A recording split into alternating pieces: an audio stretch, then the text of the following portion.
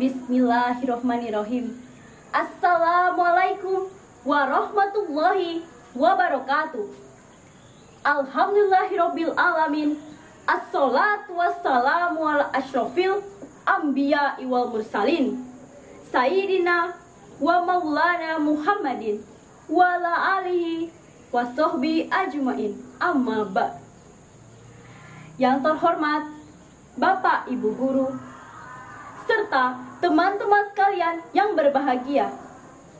Pertama-tama, marilah kita panjatkan puji syukur kehadirat Allah Subhanahu wa Ta'ala. Atas berkat dan hidayahnya, kita bisa berkumpul di sekolah ini dengan keadaan sehat walafiat. Salawat serta salam tak lupa kita curahkan kepada junjungan kita, Nabi besar Muhammad Sallallahu Alaihi Wasallam. Sebelumnya, perkenalkan, nama saya Nur Afifah Amalia. Berdirinya saya di sini ingin menyampaikan pidato tentang mencintai diri sendiri atau yang dikenal dengan self-love. Mengapa saya menyampaikan pidato ini? Karena untuk kepedulian sesama, khususnya bagi diri saya sendiri. Apakah mencintai diri itu penting? Apa sebenarnya maksud dari self-love? Lalu, mengapa kita harus self-love? Jika kita tidak bisa mencintai diri kita sendiri, maka siapa yang mencintai diri kita? Self-love itu sendiri memiliki arti, yaitu mengenali diri sendiri dan mencintai diri sendiri untuk kebahagiaan pada diri kita sendiri. Singkatnya, diri kita juga berhak bahagia dan bangga atas apa yang kita pilih dan lakukan. Teman-teman sekalian yang berbahagia, lalu bagaimanakah cara kita untuk menerapkan self-love? Yang pertama, kenalilah diri kita sendiri. Bagaimana kita ingin mengenali diri kita sendiri jika kita tidak bisa mencintai diri kita sendiri? Yang kedua, berhenti membandingkan diri dengan orang lain. Tidak ada gunanya jika kamu terus membandingkan dirimu dengan orang lain, karena bisa menimbulkan rasa insecure terhadap diri sendiri. Insecure adalah istilah yang menggambarkan perasaan tidak aman yang membuat seseorang merasa gelisah, takut, dan bahkan malu pada dirinya.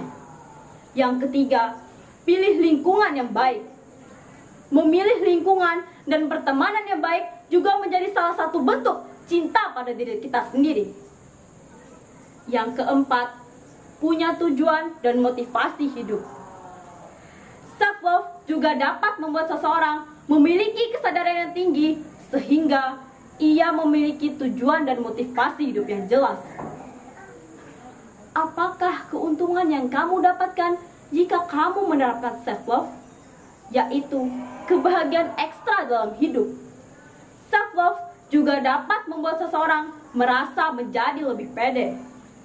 Duniamu juga akan dikelilingi oleh energi yang positif.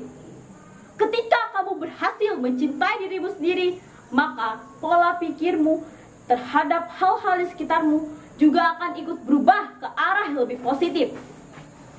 Teman-teman sekalian yang berbahagia, setiap orang mempunyai kelebihan dan kekurangannya masing-masing.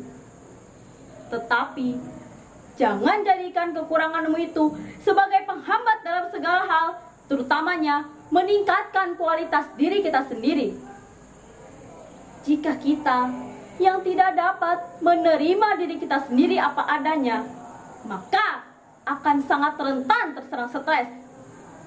Apabila dibiarkan terus-menerus akan berdampak, yaitu mengganggu masalah kondisi psikologis, mulai dari gangguan kecemasan, tidak bahagia, dan gangguan makan. Karena pada suatu saat kalian akan sadar bahwa pada akhirnya kita hanya punya diri kita sendiri.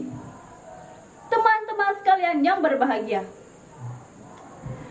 kita hanya perlu self-love dengan cara mencintai menghargai, menerima, dan memahami diri kita sendiri.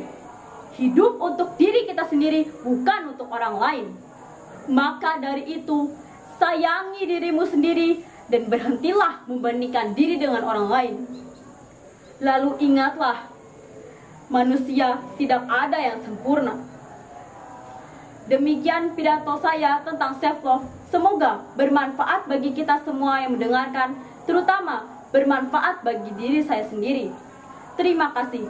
Mohon maaf jika terdapat salah kata. Wabillahi taufiq wal hidayah. Wassalamualaikum warahmatullahi wabarakatuh.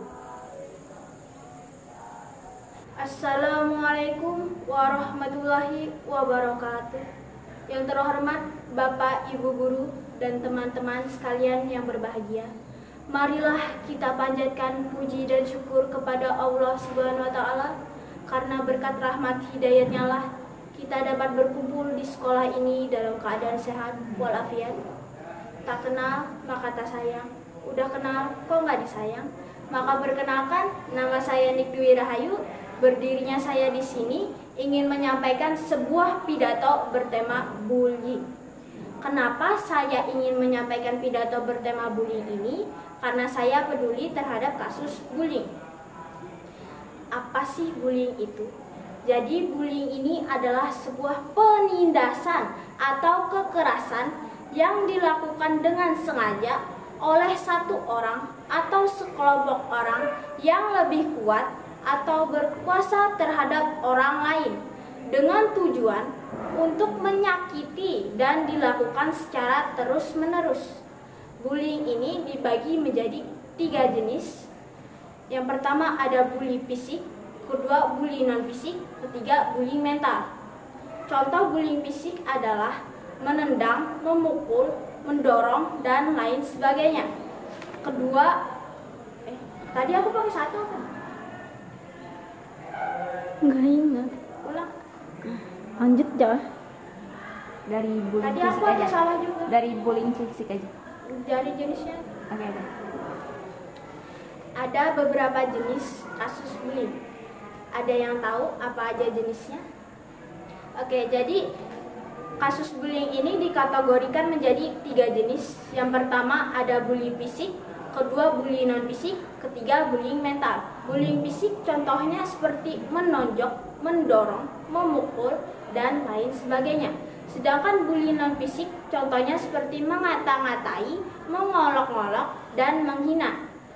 Lalu bullying mental ini contohnya seperti memandang sinis, mempermalukan di depan umum, mendiamkan atau mengucilkan, lalu dan lain sebagainya. Ada beberapa dampak dari kasus bullying. Contohnya seperti masalah psikologis.